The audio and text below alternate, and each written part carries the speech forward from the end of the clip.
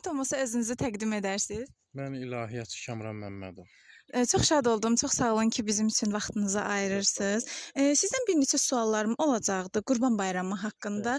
Bir ruhani olaraq, bir Azərbaycanda yaşayan və mübəlliğ olaraq öz fikrinizi mənə bildirməyini istəyirəm.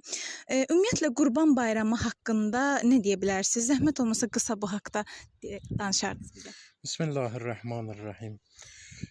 Qurban Bayramı İslamın ən müqəddəs bayramlarından biridir. Üç kəlmə ilə mən bunu suala cavab verə bilərəm. Təslimiyyət, itaət və fədakarlıq.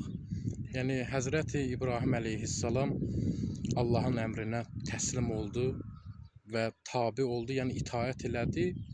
Bir də fədakarlığını bildirdi. Yəni Allah Həzrəti İbrahim əleyhissalam əmr elədi ki, İsmaili, yəni oğlunu qurban kəs.